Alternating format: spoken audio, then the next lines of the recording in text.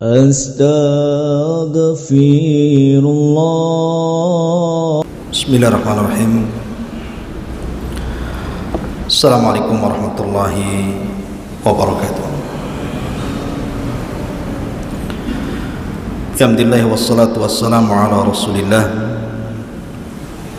wa ala alihi wa sahbihi wa mawalah wa la hawla wa la quwata illa billahi wa ba'du. Alhamdulillah, di malam hari ini kembali Allah subhanahu wa ta'ala pertemukan kita di Masjid Muhajirin, dan pembahasan di malam hari ini kita akan mengenal 10 perkara yang wajib diketahui selama bulan Ramadan, karena kita 2 pekan ke depan insyaallah, kalau Allah subhanahu wa ta'ala takdirkan kita masih mendapatkan Ramadan, maka seorang muslim harus mengetahui apa saja rahasia-rahasia di bulan Ramadan, tentunya untuk menambah semangat kita menghadapi bulan Ramadan.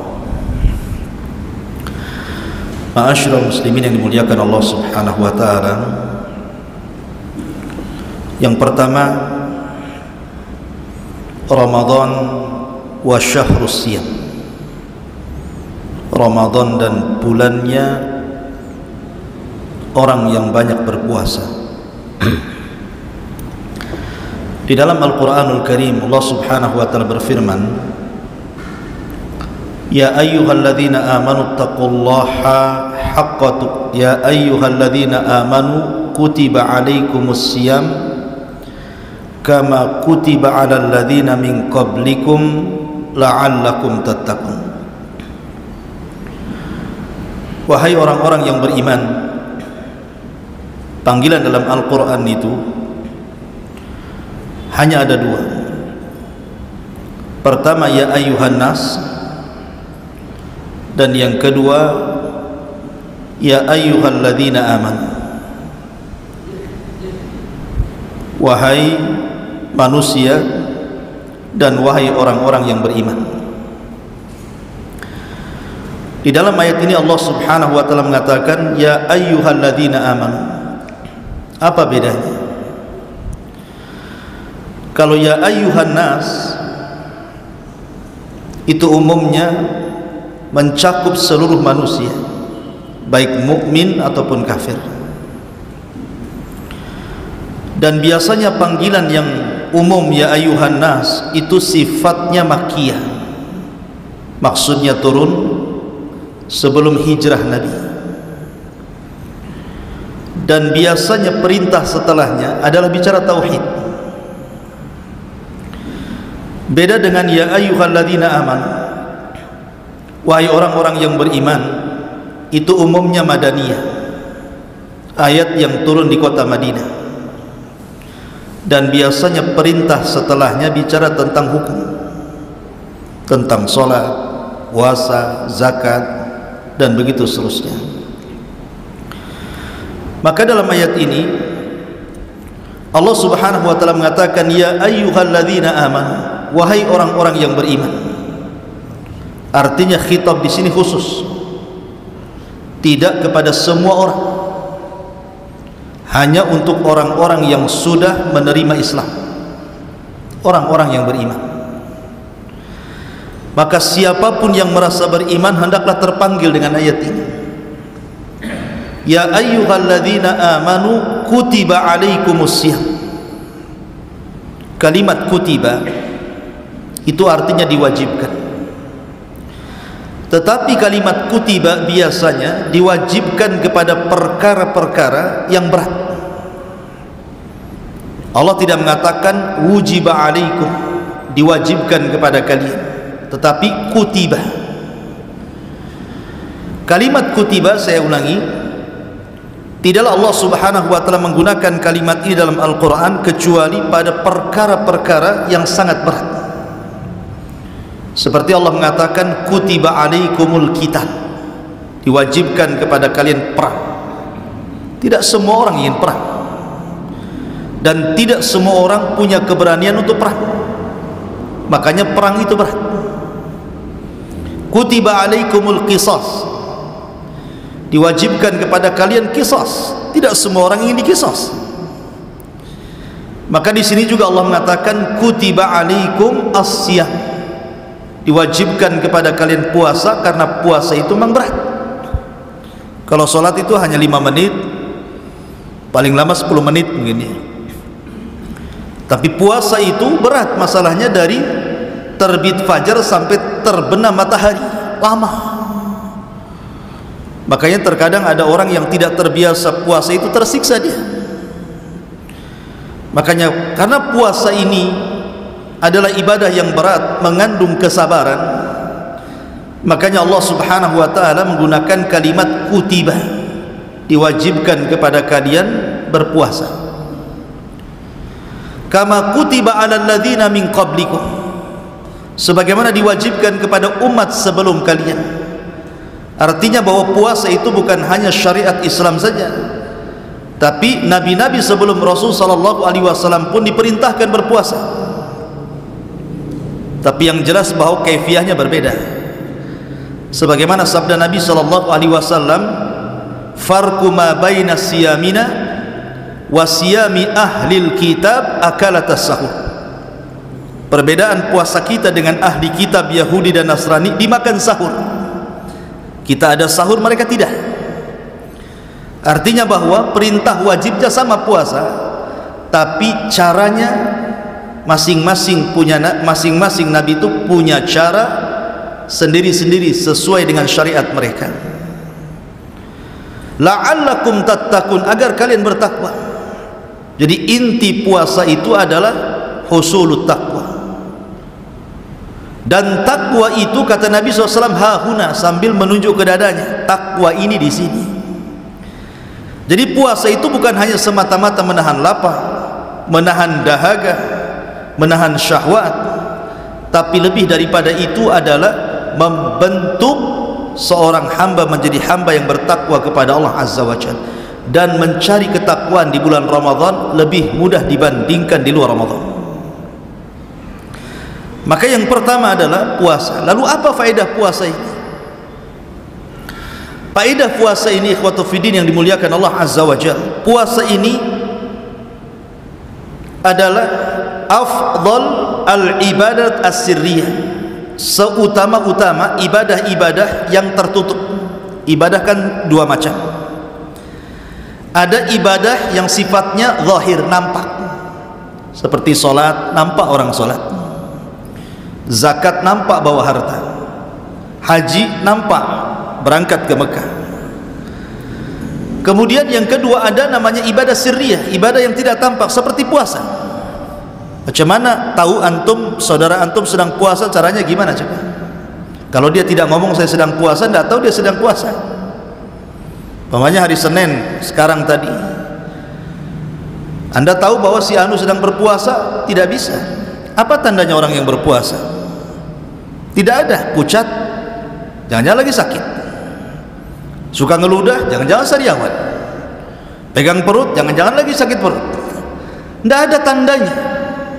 Kalau sholat kan nampak tuh takbiratul ikhramnya, rukunya.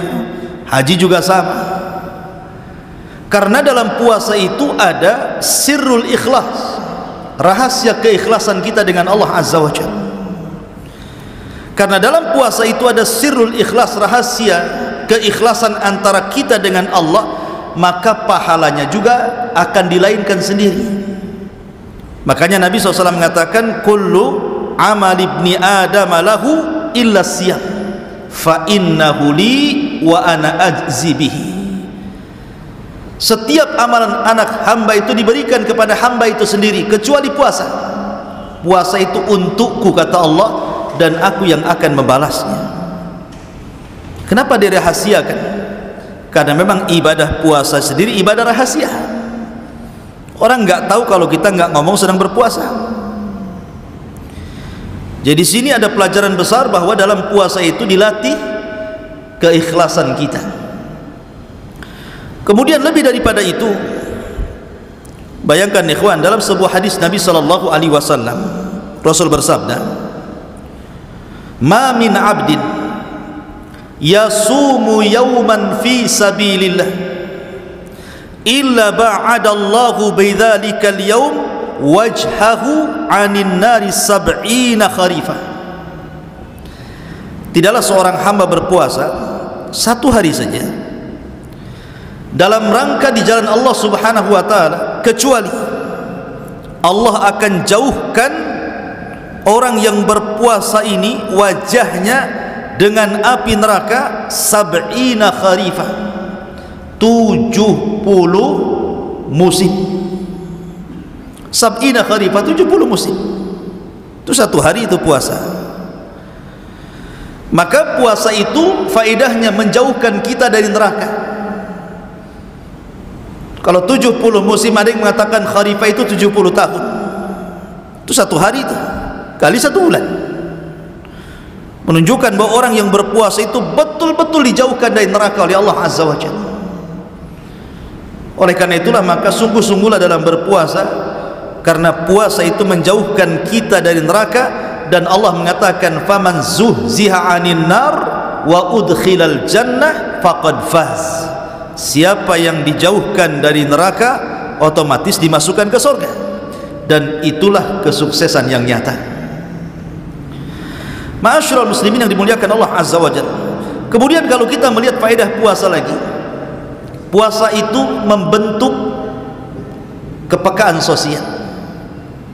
Alhamdulillah, antum di Batam ini mungkin merasakan puasa itu Ramadan saja, tapi ada saudara-saudara kita mungkin di Afrika sana atau di mana, Ramadannya itu tiap bulan tuh, karena susahnya cari makan, kelaparan, negerinya miskin, puasa tiap hari.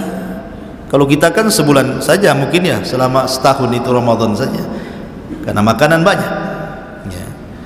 Artinya ada di antara hamba-hamba Allah Subhanahu wa taala yang mengalami puasa terus-menerus, kelaparan. Maka puasa itu membentuk kita supaya kita merasakan apa yang mereka rasakan.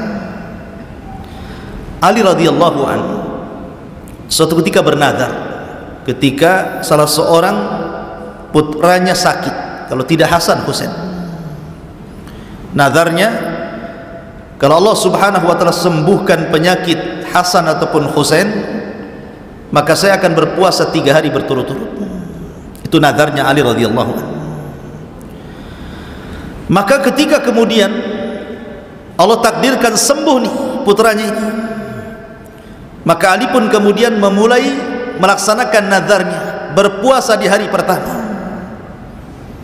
Fatimah radhiyallahu anha ketika itu memang kesulitan ekonomi, akhirnya bekerja kepada seorang Yahudi, membuatkan makanan untuk orang Yahudi. Kemudian setelah dia bekerja tentu dapat imbalan. Lah imbalannya ini kemudian digunakan untuk membuat makanan untuk berbuka, makanan yang lezat, makanan yang enak untuk dia dan suami yang sedang berpuasa. Ketika datang waktu iftar, tiba-tiba kemudian pintunya diketuk.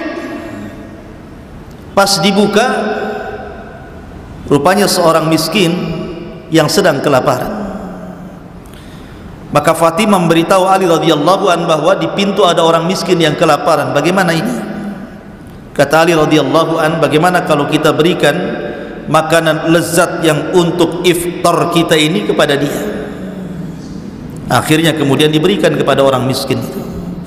Sementara Ali dan Fatimah hanya memakan aswadan, kurma kering dan air putih. Kemudian keesokan harinya berpuasa lagi dan Fatimah bekerja lagi kepada seorang Yahudi itu. Kemudian dikasih imbalan, kemudian dibelikan makanan lagi yang lezat untuk iftar nanti sore. Ketika datang waktu iftar, rupanya diketuk lagi pintunya. Pas dibuka, rupanya anak yatim sedang kelaparan. Kata Ali radhiyallahu anhu, bagaimana kalau makan nanti kita berikan kepada anak yatim itu? Kata Fatimah, enggak apa-apa. Akhirnya diberikan kepada anak yatim itu. Terpaksa Ali dan Fatimah memakan aswadan lagi, kurma kering dan air putih. Kemudian hari ketiga terulang lagi. Yang mengetuk pintu rupanya tawanan Badar, orang kafir, lapar dia. Maka yang harusnya kemudian untuk iftar yang ketiga ini makan lezat, rupanya ada tawanan perang yang sedang lapar. Kata Ali, ya sudah, kita kasihkan makanan itu untuk dia. Ali kembali memakan aswadan, tamar, kurma kering dan air putih. Subhanallah, 3 hari berturut-turut. Dari mana kita tahu kisah ini? Kisah ini menjadikan turun Al-Quran. Kisah Ali ini menjadikan sebab turun Al-Quran dalam surah Al-Insan. Allah subhanahu wa ta'ala mengatakan, yufuna bin nadri wa yakhafuna yawman kana syarruhu mustatira wa yut'imuna ta'ama ala hubbihi miskinan wa yatiman wa asira innama nut'imukum liwajhillah la nuridu minkum jazaan wala syukura inna nakhafu min rabbina yawman abusan qamtarira ila akhiril ayat. Mereka pun memenuhi nadarnya, maksudnya Ali radhiyallahu an dan Fatimah, dan takut akan suatu hari yang azabnya merata di mana-mana. Dan mereka pun memberikan makanan yang disukainya kepada siapa? Pertama, miskinan, kepada orang miskin di hari pertama. Wa yatiman, hari kedua anak yatim. Wa asira, hari ketiga orang yang ditawan. Sambil berkata, sesungguhnya kami memberikan makan kepadamu hanyalah karena mengharap keridhaan Allah, kami tidak mengharap balasan dan terima kasih dari kamu. Sungguh kami takut azab pada hari ketika orang berwajah masam dipenuhi kesulitan. Lihat kisah ini, menjadikan orang peka jadinya kan. Ali radhiyallahu anhu puasa dari pagi sampai sore, dia merasakan lapar. Ketika melihat anak yatim, melihat orang miskin, melihat tawanan perang yang kelaparan, akhirnya apa? Wa yu'thiruna ala anfusihim walau kana bihim khasasa. Diberikan kepada orang lain walaupun dia sendiri susah. Jadi puasa itu mengajarkan kita kepekaan sosial. Kalau seandainya kemudian orang itu berpuasa tapi bakhil, berarti tidak mengajarkan puasanya kepada kedermawanan. Padahal Nabi SAW kalau datang puasa itu dikatakan oleh Aisyah radhiyallahu anha, kana ajwadun nas. Rasul itu orang paling dermawannya manusia ketika datang Ramadan itu. Luar biasa ya. Ini yang pertama, Ramadan dan puasa, dan banyak lagi nanti kita tambah-tambah. Yang kedua, Ramadan itu ikhwan adalah kesempatan kita untuk mampu melawan musuh-musuh kita. Musuh manusia itu ada 3. Pertama, hawa nafsu. Yang kedua, syaitan. Dan yang ketiga, al-a'da, musuh-musuh dari luar seperti munafik, orang-orang kafir. 3-tiganya bisa dikalahkan di bulan Ramadan, dan itu susah dikalahkan di luar Ramadan. Yang pertama, hawa nafsu. Hawa nafsu bisa dikalahkan dengan puasa. Hawa nafsu bisa dikalahkan dengan puasa. Wa nahan nafsa 'anil hawa fa innal jannata hiyal ma'wa. Kenapa hawa nafsu bisa dikalahkan dengan puasa? Perhatikan hadis Rasul. Rasul sallallahu alaihi wasallam bersabda, ya ma'syaras sabab, man istata'a minkumul ba'ah falyatazawwaj fa innahu aghaddu lil basari wa ahsanu lil faraji. Wahai anak muda, kalau kalian sanggup menikah, menikahlah, karena itu bisa menundukkan pandangan dan menjaga kemaluan. Faman lam yastati', kata Rasul, tapi kalau tidak bisa, fa'alaikum bisyam, maka wajib kalian untuk puasa. Kenapa? Fa innalahu wija, karena puasa itu benteng, benteng kita dengan hawa nafsu. Kemudian juga kalau kita melihat macam-macam hawa nafsu, yang paling bahaya itu kan 4. Hawa nafsu yang paling bahaya itu 4. Pertama, kathratul aqli, banyak makan. Yang kedua, ya termasuk kathratul aqli wasyurbi, banyak makan dan minum. Yang kedua, kasratul kalam, banyak bicara. Yang ketiga, kathratul manam, banyak tidur. Yang keempat, kathratu mukhalatatin nas, banyak bergaul dengan manusia. Ini sebab hawa nafsu terbesar. Pertama, banyak makan dan minum. Karena kalau orang terlampau kenyang, makan dan minum tidak dijaga sama sekali, maka dia akan malas untuk ibadah. Orang yang banyak makan, apalagi hobi kuliner gitu ya, ini akan menyulitkan orang untuk ibadah. Dan Ramadan mengurangi itu, mengurangi makan minum. Gimana mau makan minum? Ditahan, tidak boleh makan minum. Dari pagi sampai sore tak boleh makan minum. Yang kedua, banyak bicara. Karena orang yang banyak bicara itu banyak salahnya biasanya. Orang kalau banyak bicara itu mesti banyak keplesetnya. Kalau banyak keplesetnya, banyak dosanya. Kalau banyak dosanya, pasti neraka tempatnya, kan itu. Lah ketika puasa, orang malas bicara.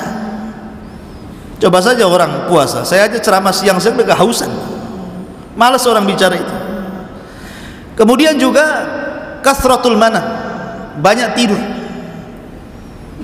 Orang puasa itu harusnya susah tidur, kan lagi lapar dia. Anehnya orang yang puasa tidur aja.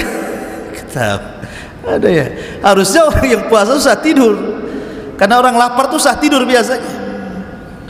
Mungkin sengaja malamnya begadang sampai sahur ya, jadi malas siangnya ditidurkan sekali. Kemudian kathratu mukhalatatin nas, banyaknya bergaul dengan manusia. Kalau di luar Ramadan antum janji dengan kawan jam seberapa saja di warung kopi mana saja bisa. Coba kalau siang-siang Ramadan diajak jalan, mau nggak? Mikir deh ya. Jadi 4 hawa nafsu ini terkalahkan di bulan Ramadan dengan puasa. Dari sini menunjukkan bahwa sedikit banyak hawa nafsu bisa ditekan. Karena hawa nafsu kan tidak bisa dihilangkan, hanya bisa ditekan. Kemudian yang kedua, syaitan. Syaitan itu bisa kita lawan di bulan Ramadan. Nabi SAW bersabda, "Idza ja'akum Ramadan, futihat abwabul jannah, wa ghuliqat abwabun niran, wa suffidati syayatin." Apabila datang bulan Ramadan, pintu sorga dibuka lebar-lebar, pintu neraka ditutup rapat-rapat, setan diikat. Setan diikat. Anda kalau mau kelahi dengan orang, yang satu diikat, yang satu lepas, takut yang mana tuh? Yang satu diikat di tiang nih, yang satu tadi ikat, kita suruh ngelawan tuh. Enak yang mana tuh mentungnya tuh? Enak yang diikat apa yang lepas? Enak diikat lah kan, dia harus tidak bisa apa-apa, mau dipentungi pun tidak bisa apa-apa dia. Jadi karena setan sedang diikat, lebih mudah untuk melawannya daripada dia lepas. Yang kedua, malam hari di bulan Ramadan kita ada sholat tarawih. Artinya orang yang sedang sholat tarawih itu memperbanyak baca Quran. Kemudian selepas salat tarawih ada tadarus lagi. Dan orang yang membaca Quran itu paling tidak disukai syaitan. Makanya lihat orang yang meruqyah, apa yang dibaca? Quran. Lari dia setannya tuh ya. Makanya ketika kemudian Ramadan banyak orang yang membaca Quran di mana-mana, maka syaitan semakin jauh dari hamba-hamba Allah Subhanahu wa taala. Dari sini kita bisa melawan syaitan. Kemudian yang ketiga, melawan al-a'da, musuh-musuh dari luar, munafik, orang-orang kafir contohnya. Saya belum pernah membaca sebuah sejarah peperangan yang selalu dimenangkan Allah Subhanahu wa taala kecuali perang di bulan Ramadan. Banyak peperangan kaum muslimin itu yang banyak ditolong dan dimenangkan rata-rata terjadi di bulan Ramadan. Contoh 2 saja perang yang sangat besar, yang dengan 2 perang ini menjadikan kejayaan Islam. Pertama perang Badar, yang kedua Fathu Mekah. Dua-duanya terjadi di bulan Ramadan. Sampai Allah abadikan dalam Al-Quran, "Idza jaa nasrullahi wal fath." apabila datang pertolongan Allah di Badar dan Fathu Mekah. Badar terjadi 17 Ramadan, Fathu Mekah juga sama terjadi di bulan Ramadan. Dua-duanya Allah menangkan, dan itu yang menentukan perang jaya dan tidaknya Islam di zaman itu. Dari sini menunjukkan bahwa kita bisa melawan banyak musuh di sini. Makanya kenapa kemudian bulan Ramadan disebut Syahrul Intisar, bulan kemenangan bagi yang sungguh-sungguh melawannya ya. Masalahnya banyak juga kemudian di bulan Ramadan harusnya orang puasa, dia pula tak puasa. Harusnya orang sholat tarawih, sibuk pula main-main di luar gitu. Jadi dia rugi orang seperti ini. Ini yang kedua. Yang ketiga, bahwa Ramadan itu terkumpul semua ibadah yang disebut dengan arkanul Islam. Rukun-rukun Islam itu semua bisa dilakukan di bulan Ramadan. Syahadat paling banyak diucap di bulan Ramadan. Salat paling banyak dilakukan di bulan Ramadan. Puasa, memang Ramadan sendiri adalah bulan puasa. Zakat, sedekah paling banyak dilakukan di bulan Ramadan, termasuk juga haji. Apa maksudnya haji di sini? Nabi SAW bersabda, al-umratu fi Ramadan ta'dilu hajjata ma'i. Umrah di bulan Ramadan itu pahalanya sama dengan haji bersama Rasul di Wadah. Dan tidak ada umrah terbanyak kecuali Ramadan. Coba antum umrah 10 akhir Ramadan lebih banyak dibandingkan ketika haji yang berjubel di haram itu. Kenapa? Karena pahalanya sebanding dengan haji. Bukan hanya haji saja, haji bersama Nabi di Wadah. Makanya kemudian para ulama mengatakan Ramadan wa jami'ul arkan, semua rukun Islam pahalanya ada di bulan Ramadan. Rukun Islam itu. Di zaman Rasul ada seorang wanita menangis gara-gara tidak ikut haji bersama Rasul. Karena haji umrah Nabi SAW kan 4 kali ya, kemudian ditutup dengan haji wada. Jadi wanita ini menangis gara-gara tidak bisa haji bersama Rasul. Tetapi wanita ini pernah umrah Ramadan bersama Rasul. Kemudian wanita ini mengatakan, ya Rasulullah, begini dan begitu, saya ada halangan, pokoknya intinya dia tidak bisa haji bersama Rasul, sehingga dia menangis. Kata Nabi SAW, bukankah engkau pernah umrah bersamaku di bulan Ramadan? Kata wanita ini, ya. Dari sinilah sebab Rasul mengatakan al-umratu fi Ramadan ta'dilu hajjata ma'i. Umrah di bulan Ramadan sebanding dengan haji bersamaku. Luar biasa. Ma'asyiral muslimin yang dimuliakan Allah Azza wa Jalla. Kemudian yang keempat. Yang keempat. Hah? Yang keempat aja lah. Biar banyak. Yang keempat, Ramadan dengan mustajabu doa. Dengan mudahnya dikabulkan doa. Perhatikan ikhwatu fiddin muliakan Allah Azza wa Jalla, ayat Al-Baqarah ayat 187. Wa idza sa'alaka ibadi anni fa inni qarib ujibu da'watad da'i idza da'an falyastajibu li wal yu'minu bi la'allahum yarshudun. Dan apabila hamba-hambaku bertanya kepadamu wahai Muhammad tentang aku, maka sesungguhnya aku dekat. Aku kabulkan permohonan orang yang berdoa apabila dia berdoa kepadaku, maka hendaklah mereka memenuhi perintahku dan beriman kepadaku agar mereka mendapatkan petunjuk. Ayat ini jawaban dari pertanyaan seorang sahabat kepada Rasul. Sahabat ini mengatakan, ya Rasulullah, Arabbuna qaribun am ba'id? Rasul, Rabb kita ini jauh apa dekat sih sebenarnya? Rabb kita ini jauh apa dekat? Idza kana qarib fanunaji wa idza kana ba'id fanunadi. Kalau memang Rabb kita dekat, maka kita tinggal bisik-bisik saja. Tapi kalau Rob kita jauh, kita tinggal memanggilnya.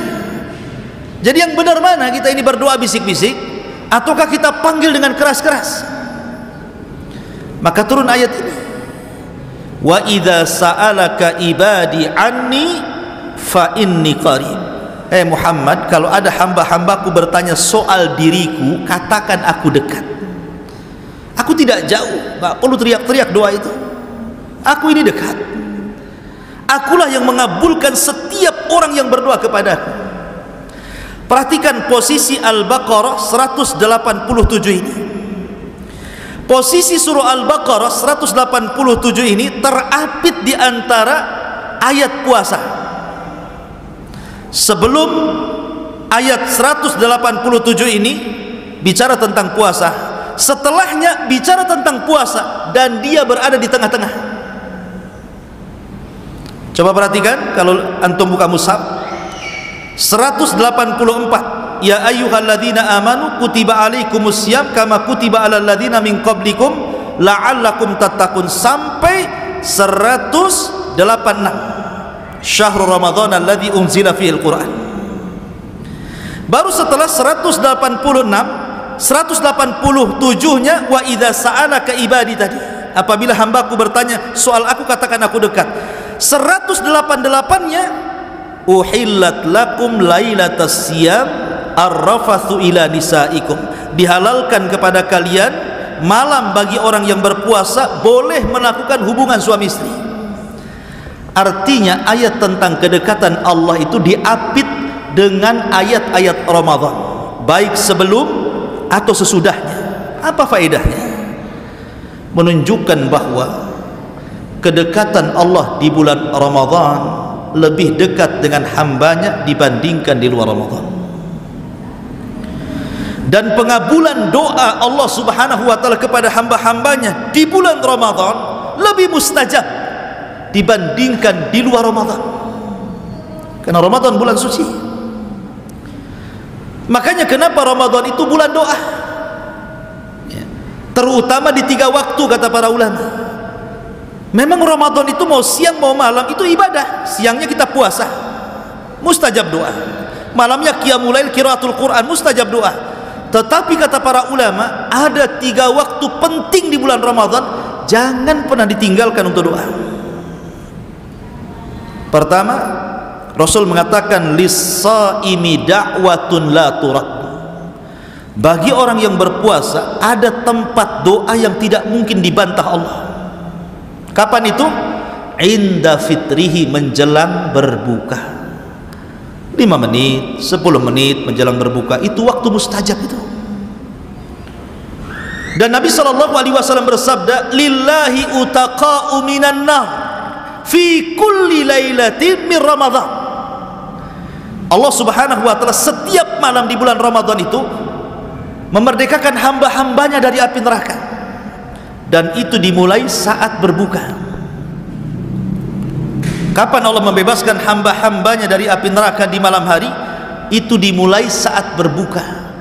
Dari situlah para ulama menasihati kita, kalau anda hendak berdoa menjelang berbuka, itu doa yang paling baik, mintalah itkun minan nar, minta supaya kita dibebaskan dari neraka. Ya Allah, bebaskan saya dari neraka. Ya Allah, bebaskan istri saya dari neraka. Ya Allah, bebaskan orang tua saya dari neraka. Ya Allah, bebaskan anak saya, semua yang saya cintai dari neraka.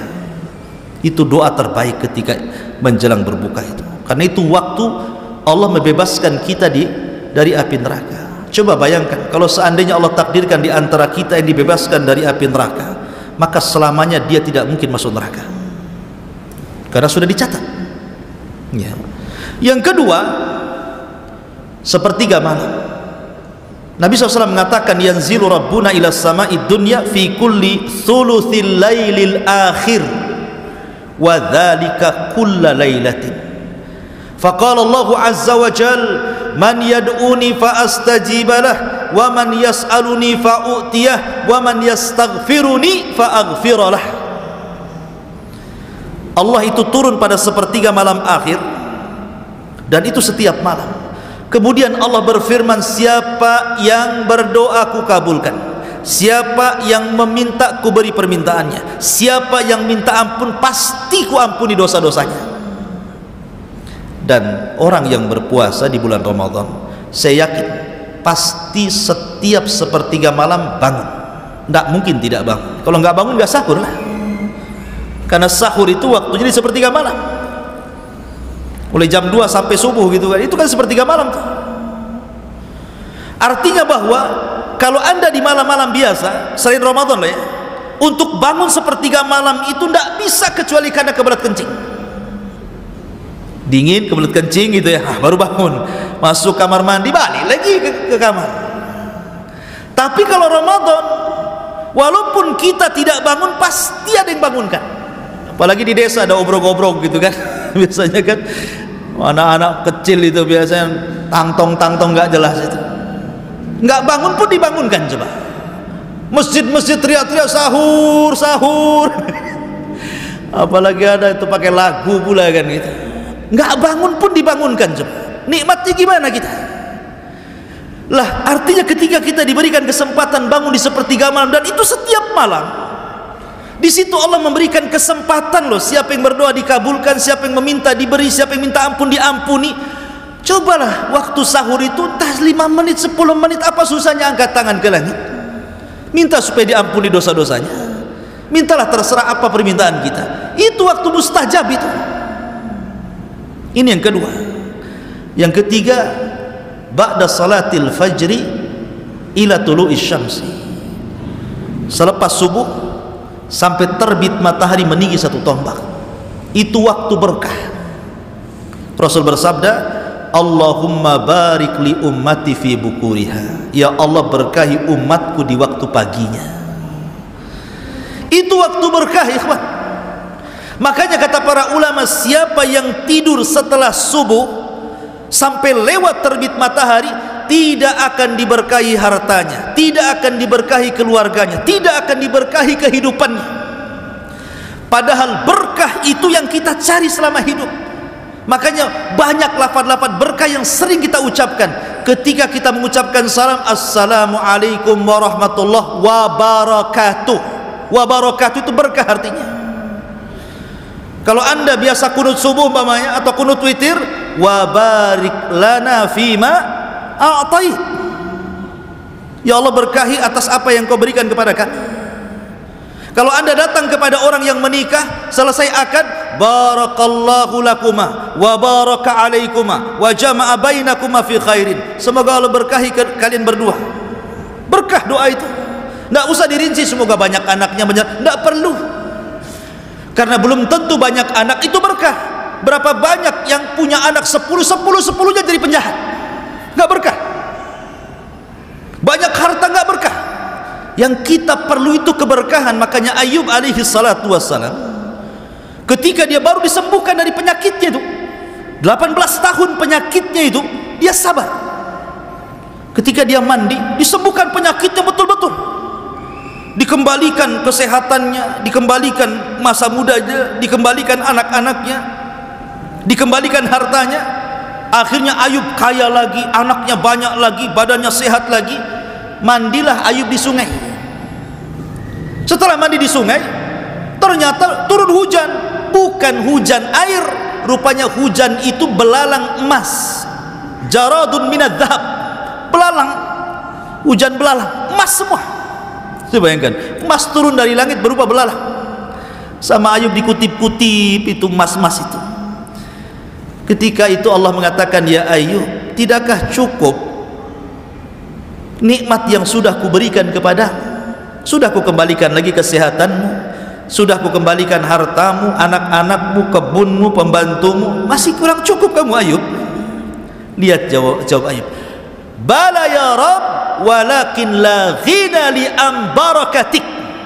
Ini jawaban Ayub, bala ya Rabb walakin la ghina am barakatik. Iya wahai Rabb, cukup, tetapi aku tidak pernah cukup dengan berkahmu. Jadi sedekah Ayub, benar kata Ayub, kita ini mencari berkah di dunia ini. Apa yang antum cari?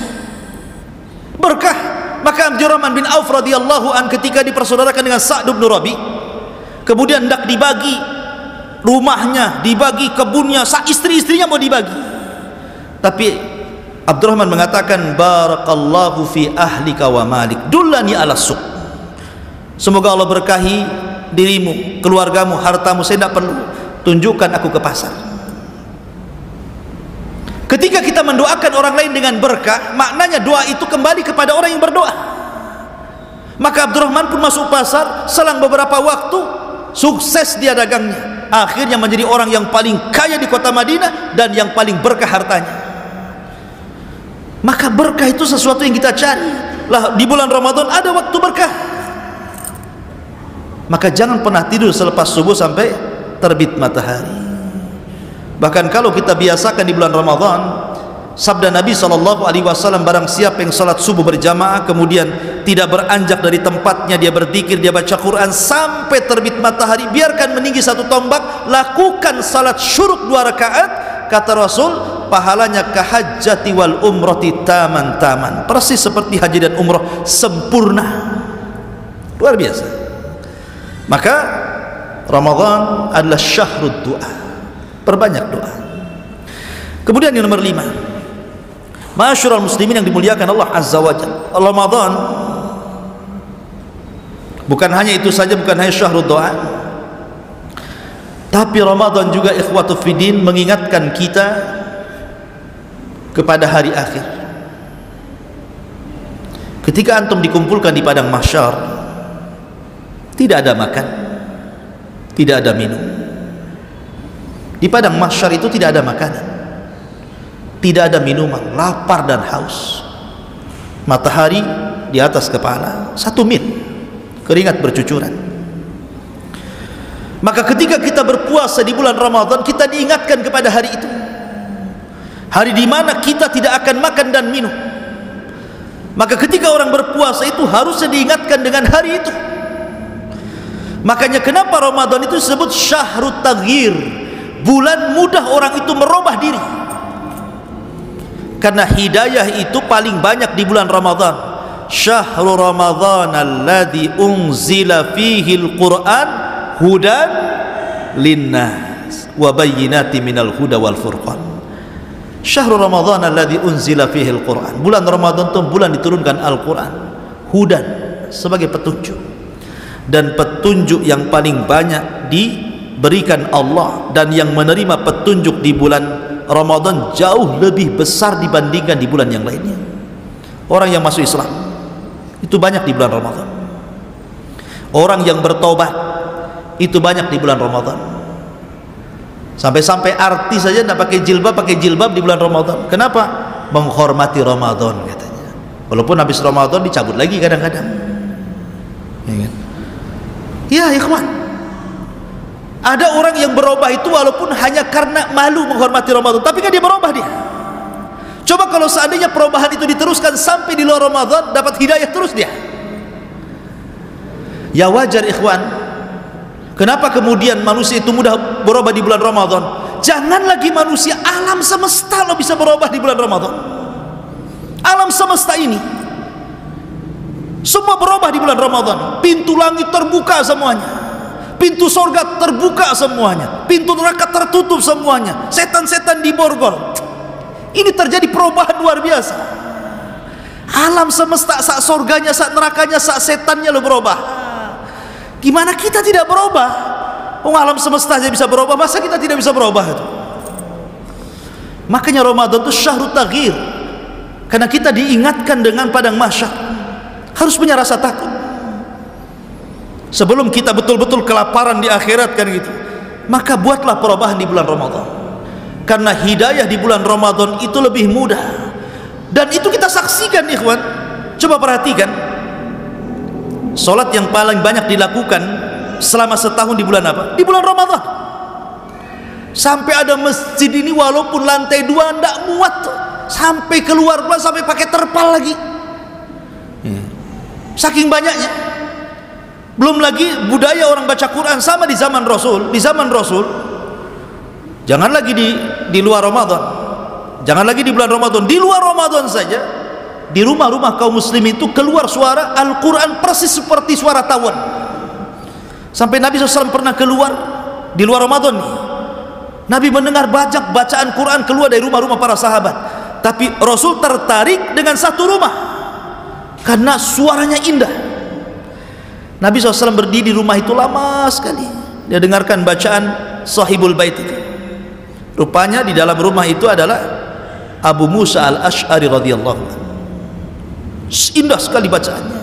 Rasul sampai takjub, sampai tidak terasa berdiri lama di malam itu sampai hampir mendekati subuh. Kemudian Nabi SAW setelah itu pulang sholat subuh. Setelah sholat subuh dia panggil Abu Musa al-Ash'ari dan mengatakan, ya Abu Musa, semalam aku berdiri di samping rumahmu sementara kau melantunkan Al-Quran, demi Allah la sautuka kamizmar min mazamiri ahli Daud, suaramu indah seperti Daud kalau melanggamkan Zabur. Kata Abu Musa, ya Rasulullah, kalau aku tahu kau ada di samping rumahku, ku indahkan lagi bacaanku. Saya nggak tahu aja saya, kan gitu. Tapi lihat tuh rumah-rumah para sahabat keluar Al-Quran, apalagi di bulan Ramadan. Tapi sayang di zaman sekarang ini sudah enggak, paling di masjid-masjid saja. Kalau antum masuk perumahan itu yang keluar suara apa coba? TV dikeras-kerasin, dangdut macam-macam di situ. Nggak ada lagi suara Quran. Tapi di masjid-masjid alhamdulillah masih ada gitu kan di bulan Ramadan itu. Ada yang sampai jam 2 nggak peduli tetangga terganggu atau enggak, pokoknya ngaji saja. Setelah dilihat di masjid rupanya kaset kan. Masyarul muslimin yang dimuliakan, intinya bahwa masih ada orang yang baca Quran itu paling banyak di bulan Ramadan. Di Ramadan itu jarang tuh. Bahkan orang yang tidak baca Quran saja dia bisa mendengar Quran dibaca. Sedekah paling banyak dilakukan di bulan Ramadan. Banyak orang kalau sore-sore datang ke masjid bawa iftar. Luar biasa.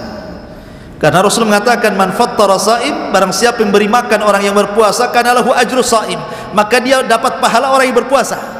Berbondong-bondong orang yang datang ngantar iftar ke masjid sampai dijadwal kalau di perumahan itu. Coba kalau di luar Ramadan, mikir dia bawa-bawa makanan ke masjid. Kenapa? Karena lihat pahala yang luar biasa, hidayah ada di situ. Maka Ramadan kesempatan syahrut taghyir, merubah akhlak, ya. Makanya Ramadan itu madrasah penggemblengan kita. Ketika di luar Ramadan minimalnya adalah bekas-bekas Ramadannya. Kemudian yang nomor berapa Pak Rasul? Nomor 6. Nomor 6. Hah? Nomor 7, nomor 6 sajalah. Baik. Nomor 6. Ramadan ini ikhwatu fiddin yang dimuliakan Allah Subhanahu wa taala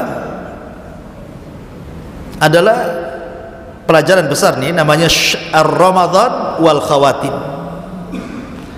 Ramadan itu ada pelajaran besar tentang pentingnya memperhatikan akhir dari kehidupan kita. Karena orang itu bukan dilihat di awal, bukan dilihat di tengah, tapi dilihat di akhir. Al-a'mal bi khawatimiha. Amal itu ditentukan akhirnya. Makanya ada istilah husnul khotimah atau su'ul khotimah. Coba kita perhatikan Ramadan. Ramadan ini kalau kita bagi 3, pakai kaidah taslis, bagi 3. 10 awal, 10 tengah, 10 akhir. Mana yang lebih afdal? 10 akhir. Yang paling afdal dari Ramadan itu 10 akhir. Kenapa? Karena di 10 akhir ada Lailatul Qadar yang tidak ada di 10 awal, 10 tengah.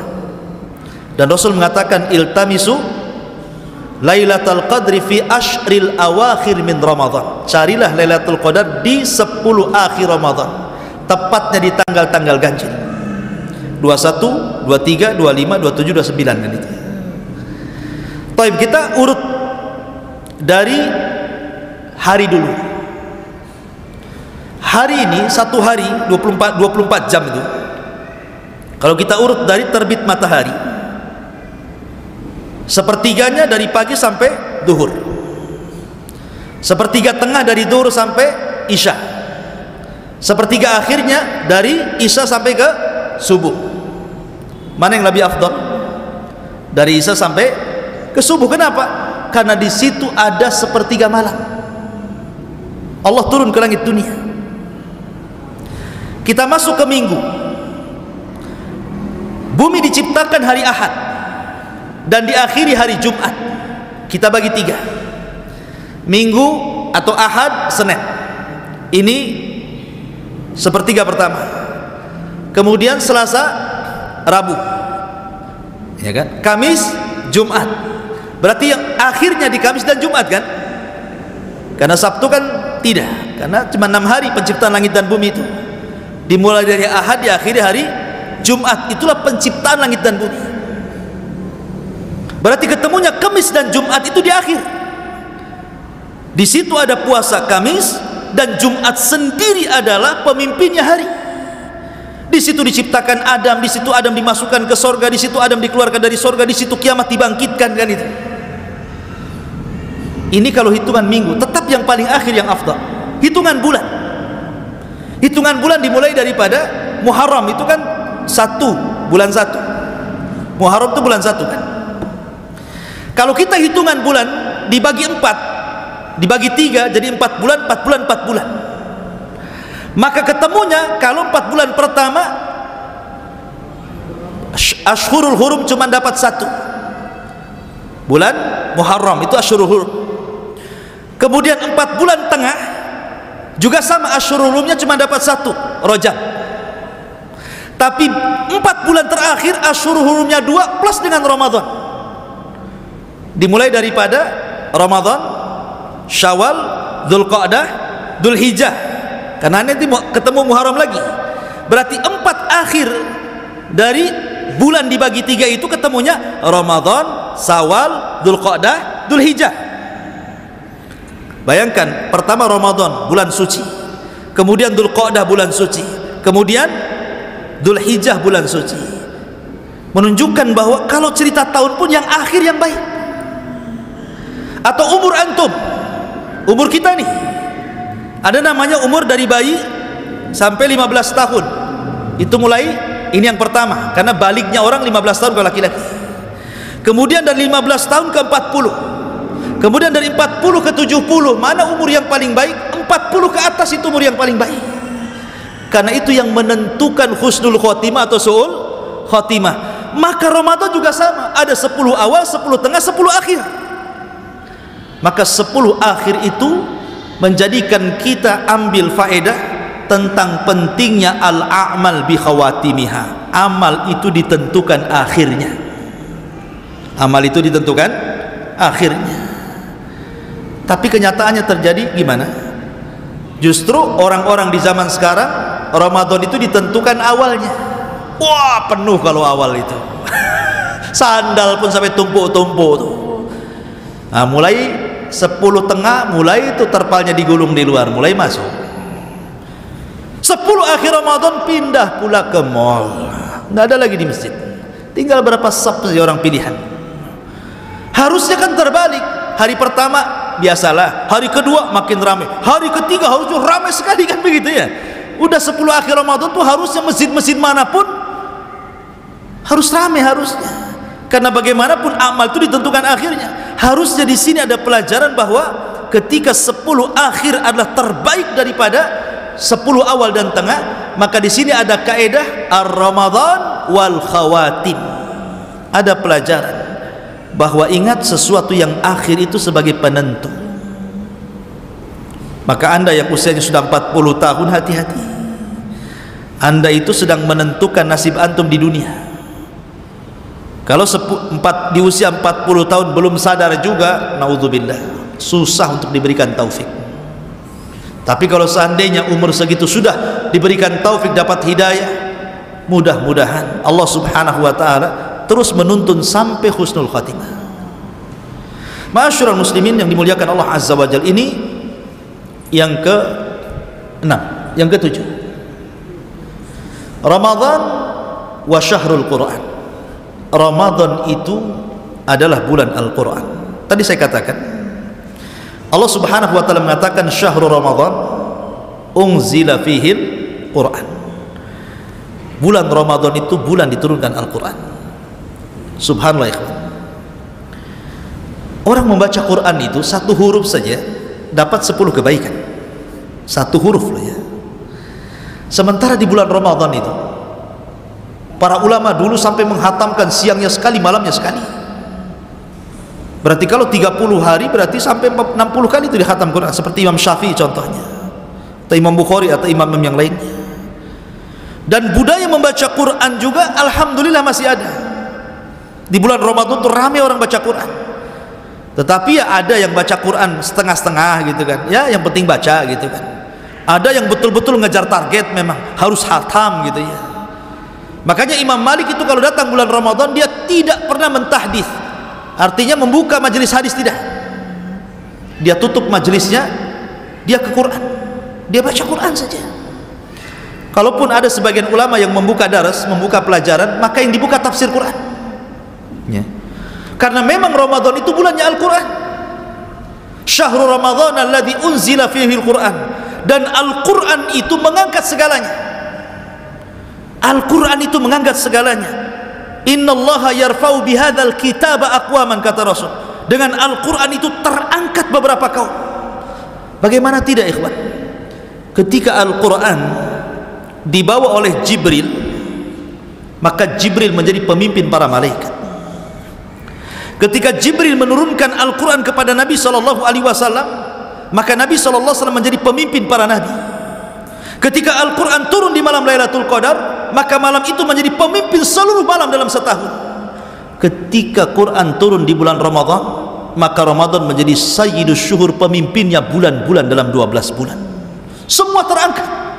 Jibril terangkat, Rasul terangkat, malam terangkat, bulan terangkat. Luar biasa Quran ini. Coba anda bisa bayangkan kalau seandainya gara-gara Al-Quran Jibril menjadi pemimpin para malaikat, Rasul menjadi pemimpin para nabi dan Rasul, Lailatul Qadar menjadi malam terbaik, bulan Ramadan menjadi bulan terbaik, kemudian Quran masuk di dada-dada antum semuanya. Jadi apa nantinya? Kata Nabi SAW, khairukum man ta'allamal Qur'ana wa 'allamahu. Maka sebaik-baik kalian adalah orang yang belajar Al-Quran dan mengajarkan Al-Quran. Orang itu akan terlahir menjadi baik. Makanya di zaman Nabi SAW kalau Rasul mengutus Sariyah, Sariyah itu pasukan yang tidak dipimpin Nabi. Maka yang pertama kali dites oleh Rasul itu bukan ketangkasan perang, bukan kamu bisa manah enggak, kamu bisa berkuda enggak, kamu bisa menombak enggak, kau sudah bunuh berapa orang, kau sudah perang berapa kali. Tidak. Seleksi untuk menjadi pemimpin perang bukan dari ketangkasan perang. Yang pertama kali ditanya Nabi SAW, kam hafidtum min kitabillah, berapa banyak Al-Quran yang kau hafal? Itu pertanyaan Nabi.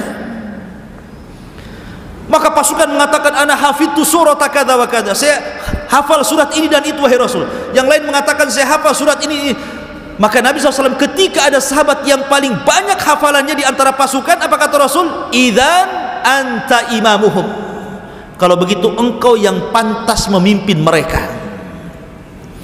Jadi barometer di zaman Rasul menjadi pemimpin perang itu bukan karena lihainya dalam siasat dan strategi perang, tapi yang pertama ditentukan berapa banyak hafalanmu Al-Quran itu. Kenapa? Karena kemenangan itu ada di Quran. Kemenangan itu ada di Quran. Maka di zaman Rasul ada sahabat yang paling banyak hafalan Qurannya kemudian dijadikan pemimpin. Peranglah orang ini. Ketika perang namanya pemimpin perang karena dia juga banyak hafalan Qurannya, juga pemimpin sholat. Masalahnya ketika sholat yang dibaca si kulhu lagi. Rakaat pertama kulhu, rakaat kedua kulhu. Rakaat pertama kulhu lagi, rakaat kedua kulhu lagi. Jadi sahabat ini heran, orang ini paling banyak hafalannya, kenapa itu terus yang dibaca? Akhirnya protes. Tapi kata pemimpin mereka, kalau kau tidak suka dengan aku menjadi imam gara-gara membaca qul huwallah terus, silakan ambil imam di antara kalian. Tapi mereka tidak mau melanggar perintah Rasul, karena bagaimanapun yang memimpin perang dia pula yang memimpin sholat masalahnya. Akhirnya selepas pulang lapor kepada Rasul, ya Rasul, pemimpin kami ini aneh, sholatnya asikuluh terus gitu kan. Akhirnya dipanggillah dan mengatakan, apa yang mencegahmu untuk membaca surat yang lain wahai fulan? Maka orang ini mengatakan, karena saya fa inni uhibbuha ya Rasulullah, karena saya suka dengan surat itu. Sama dengan kita suka juga ya. Kenapa? Kata Rasul, karena dalam surat itu terdapat nama-nama Allah yang agung. Qul huwallahu ahad, hus-samad, ya kan? Allah, itu kan nama-nama Allah yang agung tuh. Maka Rasul mengatakan, hubbuka iyyaha adkhalakal jannah. Kecintaanmu kepada surat ini insyaallah menyebabkan kamu masuk surga, kata Rasulullah. Bahwa Nabi memilih seseorang itu karena Quran. Makanya ketika Amir Mekah datang kepada Umar bin Khattab radhiyallahu anhu di masa beliau menjadi Amirul Mukminin, Umar kaget bagaimana Mekah bisa ditinggal dan menghadap ke Madinah. Sehingga Umar mengatakan, kau tinggal Mekah, siapa yang menggantikan kamu di sana? Kata Amir Mekah ini mengatakan, Abdurrahman ibn Abza, wahai Amirul Mukminin, tenang, ada wakilku namanya Abdurrahman bin Abza, dia yang mewakiliku untuk memerintah kota Mekah. Umar tidak tahu siapa Abdurrahman bin Abza, wakil gubernur tidak tahu Umar, ya. Kata Umar, siapa Abdurrahman ibn Abza itu? Maka Amir Mekah mengatakan, dulu dia mantan budak, wahai Amirul Mukminin, kemudian ku merdekakan, akhirnya ku jadikan dia wakilku. Kata Umar, apa tidak ada orang merdeka? Kenapa mesti mantan budak? Maka dia mengatakan, ya Amirul Mukminin, fa innahu alimun bi kitabillah. Jangan salah Umar, orang itu Ibnu Abza, Abdurrahman ibn Abza itu alim, pakarnya Quran. Maka Umar langsung mengatakan, sadaqallah, sadaqa Rasulullah alladzina qal innallaha yarfa'u bihadzal kitab aqwaman. Sungguh benar ucapan Rasul yang mengatakan, sungguh Allah mengangkat derajat seseorang karena Al-Quran. Quran itu mengangkat derajat. Tapi di zaman sekarang tidak. Zaman sekarang ini para penghafal Quran itu sudah tidak dimuliakan. Contoh ringan yang sering saya contohkan kepada antum, kalau antum punya anak perempuan, dilamar dua orang, satu hafidul Quran tapi miskin, satu dokter gaji 1 miliar. Kira-kira milih mana tuh? Milih dokter lah, gaji 1 miliar. Ini yang hafal Quran nanti aja lah kalau ada adiknya lagi. Kalau ada adiknya lagi, kan gitu. Enggak lagi. Dokter kalau sekali ngasih saran gitu ya, konsultasi, bayar mahal. Sebentar aja dia, oh penyakitmu ini, obatnya ini, 5 menit 50.000, belum resepnya, hanya ngasih resep belum obatnya. Nah, antum WA saya, Ustaz, tanya apa hukum puasa? Puasa Ramadan dia wajib, tak ada ngirim pulsa pun tak ada. Kacau, konsultasi agama loh, padahal agama yang menyelamatkan antum dari dunia. Tak ada orang gara-gara konsultasi saya ditransfer duit. Syukran Ustaz, jazakallahu khairan, atas jawabannya saya kirim 100.000. Wah, kan enak tuh kalau Ustaz kayak gitu. Ini enggak ya. Soal dunia saja bayar mau ngeluarin tuh, tapi akhirnya tak ada. Lihat gaji guru TPQ dengan gaji universitas itu yang ngajar matematika, ngajar apa-apa. Berapa gaji TPQ ini? Pada jelas-jelas ngajar akhirat loh, yang menjadikan orang selamat dunia akhirat. Makanya kalau di zaman dulu betul-betul dimuliakan ulama, agama dimuliakan. Makanya wajar kalau seandainya Allah mengatakan, wa qala ar-rasul inna qaumi ittakhadhu hadzal qur'ana mahjura. Berkata Rasul, sesungguhnya kaumku nanti suatu ketika akan meninggalkan Al-Quran sedikit demi sedikit.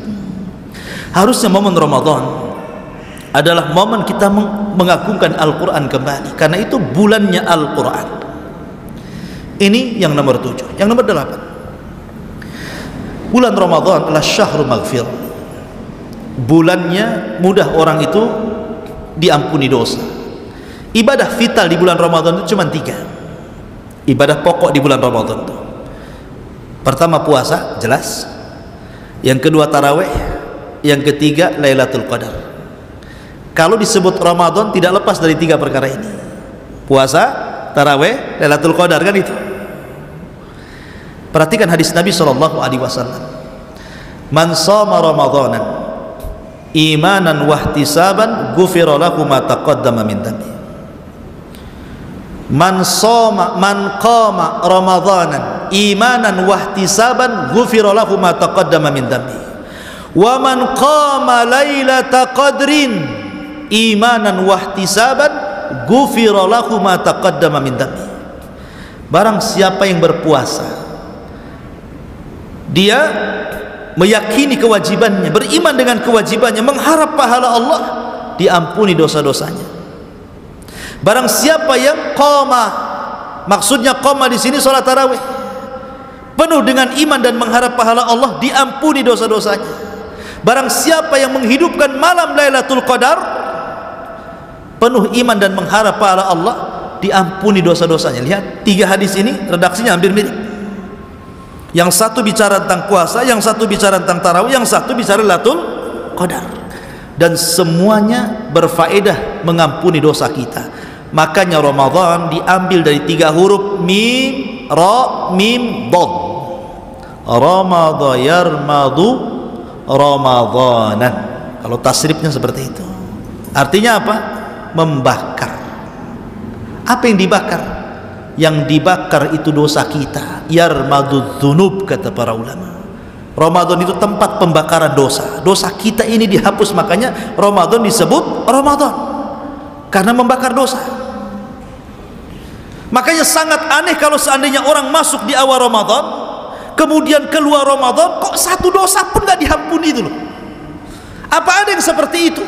Ada. Makanya Jibril alaihi salatu wassalam, suatu ketika Rasul naik ke atas mimbar. Di mimbar pertama Rasul mengatakan amin, naik ke mimbar kedua Rasul mengatakan amin, naik ke mimbar ketiga Rasul mengatakan amin. Kemudian Rasul berceramah. Kemudian selesai ceramah, sahabat datang, ya Rasul, alama amanta. Rasul, kok ini amin-amin tadi di awal itu apa yang kau doakan? Kata Nabi SAW, ataniya Jibril. Oh, Jibril tadi datang, dia memohon untuk diaminkan tiga doa. Salah satunya ragima anfu rajulin summa ragima anfu rajulin summa ragima anfu rajulin adraka Ramadan falam yughfar min dzunubi. Celaka dan binasa, celaka dan binasa, celaka dan binasa, orang masuk Ramadan keluar satu dosa pun gak ada yang diampuni. Maka Rasul mengatakan fakultu amin, ku aminkan kecelakaannya. Maka rugi kalau orang masuk Ramadan kok sebelum Ramadan, masuk Ramadan, setelah Ramadan kok sama saja, nggak ada pengaruhnya Ramadan itu. Kan banyak di masyarakat tuh orang yang nggak, kayaknya biasa saja, nggak puasa itu kayak nggak beban dosa gitu kan. Saya itu pernah melihat tukang bangunan tuh biasa aja makan minum nggak jelas. Ya. Jadi kalau memang Ramadan tidak ada pengaruh sama sekali, rugi dia. Sudah nunggu setahun gitu ya, sudah sampai setahun, yang ditunggu gak ada pengaruh. Ramadan itu tempat kita diampuni dosa. Harusnya puasa kita menjadikan dosa kita terhapus, sholat malam kita menjadikan dosa kita terhapus, malam Lailatul Qadar juga sama. Ini yang nomor 8. Yang nomor 9, Ramadan itu tempat ajang kita untuk meraup pahala sebanyak-banyaknya, karena tempat mudha'afatul ajri. Pahala-pahala kita itu mudah diganda-gandakan di bulan Ramadan itu. Pahala kita selama Ramadan itu hampir semua ibadah diganda-gandakan pahalanya. Maka kalau seandainya momen Ramadan tidak digunakan sebaik mungkin untuk beribadah, rugi dia, rugi. Karena ini tempatnya orang itu menggandakan pahala. Selama setahun mungkin kita lalai tidak membaca Quran, lalai tidak sholat malam, lalai tidak berzikir, lalai tidak puasa. Ini Ramadan kesempatan nih. Karena biasanya kalau ibadah rame-rame itu lebih mudah dibandingkan ibadah sendiri. Contoh qada Ramadan.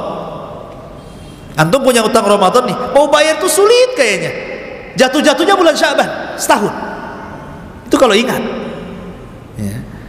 Tapi kalau ibadah rame-rame itu kan semangat tuh. Kayak puasa rame-rame kan semangat kita, walaupun lapar-lapar, malu juga kita mau buka, minimalnya ada malu lah kan itu. Kalau tidak ikut tarawih sendiri kayaknya gimana gitu. Lah dari situ sebenarnya kita sudah dibantu untuk merangsang ibadah sebenarnya. Apalagi di bulan Ramadan itu ada satu malam yang menentukan takdir kita setahun yang akan datang, Lailatul Qadar. Dan Lailatul Qadar itu Allah hanya menyebutkan akhirnya, tidak menyebutkan awalnya kan. Salamun hiya hatta matla'il fajr, disebutkan akhirnya waktu fajar, tapi tidak disebutkan awalnya. Inna anzalnahu fi lailatul qadr wa ma adraka ma lailatul qadr lailatul qadri khairum min alfi syahrin tanazzalul malaikatu warruhu fiha bi idzni rabbihim min kulli amrin salamun hiya hatta matla'il fajr. Tidak disebutkan awalnya, hanya disebutkan akhirnya waktu fajar. Lalu kapan awalnya Lailatul Qadar itu? Kata para ulama, malam itu terbagi menjadi dua. Ada malam indallah, ada malam indannas. Ada malam menurut Allah, ada malam menurut manusia. Kalau malam menurut kita ketika terbenam matahari, masuk malam, itu kata kita. Tapi indallah di sisi Allah beda. Nabi SAW bersabda, yata'aqabuna fikumul malaikatu malaikatul laili wa malaikatul nahar. Allah memberikan tugas kepada para malaikat untuk mencatat kebaikan kita itu. Ada malaikat yang sipnya malam hari, ada malaikat yang sipnya siang hari. Ini khusus mencatat kebaikan, beda dengan raqib atid, baik buruk dicatat dia. Tapi malaikat yang ditugaskan ini, yang malam sama yang siang ini khusus mencatat kebaikan saja. Ketemunya di mana? Ketemunya di dua solat. Pertama solat asar, yang kedua solat subuh. Allah berfirman kepada para malaikat, ma taraktum ibadi, sedang apa kau tinggalkan hamba-hambaku? Maka malaikat ini mengatakan, atainahum wa hum yusallun wa taraknahum wa hum yusallun. Kami datang mereka sedang solat ya Rabb, kami tinggalkan pun mereka sedang solat. Maksudnya kami datang mereka sedang solat asar menurut malaikat siang, dan kami tinggalkan mereka sedang solat subuh. Kata malaikat malam, kami datang mereka sedang solat subuh ya Rabb, kami tinggalkan mereka sedang solat asar. Makanya orang yang menjaga dua solat ini, kata Rasul, man hafadha ala baradaini dakhalal jannah. Siapa yang menjaga dua solat asar dan subuh dipastikan masuk surga. Jadi Lailatul Qadar itu dimulai waktu asar, diakhiri waktu fajar. Ini Lailatul Qadar ya.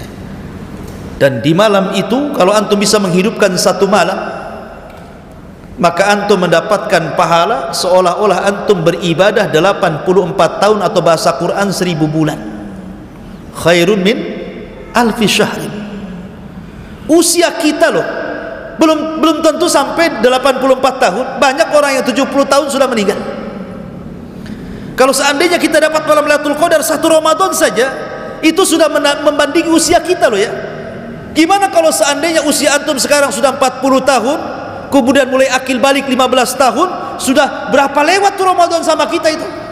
Kalau setiap Ramadan antum mendapatkan Lailatul Qadar, kali saja kan begitu ya, 84 tahun kali 30 kali Ramadan, berapa ratus tahun seolah-olah kita punya usia dan kita habiskan untuk ibadah, ikhwan.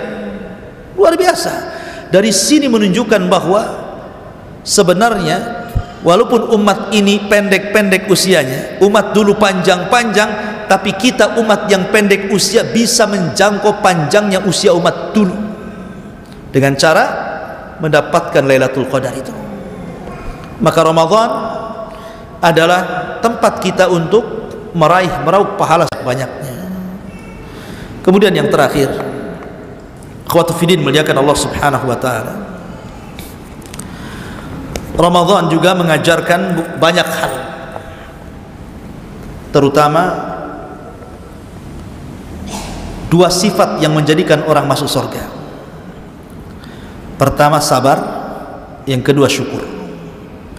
Dua sifat ini paling banyak Allah memasukkan manusia ke dalam surga karena kesabarannya.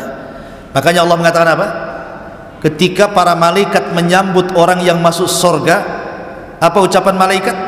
Salamun alaikum bima sobartum fa ni'ma uqbaddar. Keselamatan bagi kalian wahai penduduk sorga karena kesabaran kalian. Artinya sabar ini yang paling banyak memasukkan orang ke sorga, karena malaikat ngomong begitu ketika orang masuk sorga. Itulah sambutan malaikat, salamun alaikum bima sabartum, karena kesabaran kalian. Yang kedua syukur. Makanya para nabi itu banyak disifati dengan abdan syakura, hamba yang bersyukur. dan sabar bisa diraih dengan puasa, sementara syukur bisa diraih dengan qiyamul lail.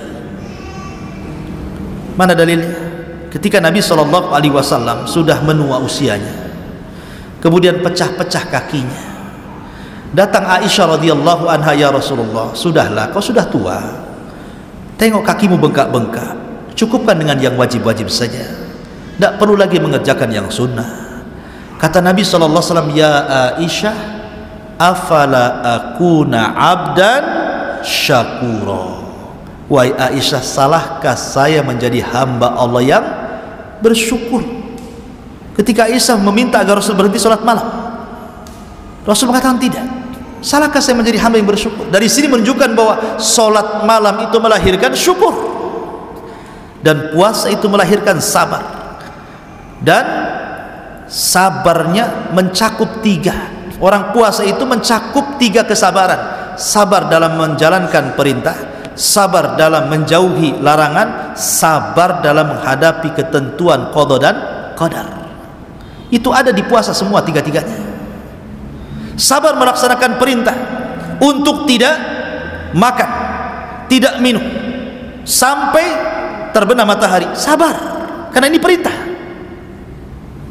Kemudian sabar untuk tidak terjerumus kepada larangan. Yang halal saja tidak boleh, apalagi yang haram. Menggauli istri itu halal, siapa yang bilang haram? Tetapi dilarang. Di bulan Ramadan kan dilarang, tidak boleh orang puasa menggauli istrinya. Yang halal dilarang, bagaimana mungkin kemudian yang haram? Yang mubah saja dilarang, makan minum itu kan mubah, tapi dilarang juga, apalagi yang haram. Kemudian ketika kita merasakan lapar, haus, itu takdir Allah Azza wa Jalla. Maka 3 kesabaran itu ada dalam puasa. Makanya kenapa puasa itu pahalanya tidak terkira, innama yuwaffas sabiruna ajrahum bighairi hisab, ya, sesungguhnya pahala bagi orang-orang yang sabar akan diberikan tanpa batas. Makanya puasa itu milikku, kata Allah, aku yang akan mengganjarnya. Begitu juga syukur, ya. Maka 2 sifat ini terkumpul deh, penyabar dan bersyukur. Sabar dengan puasa, syukur dengan qiyam al-lail. Wallahu a'lam, dan banyak lagi faedahnya, tapi sudah jam 9 lebih. Taib, kita buat tanya jawab sebentar saja 5 menit. Kalau ada yang bertanya silahkan.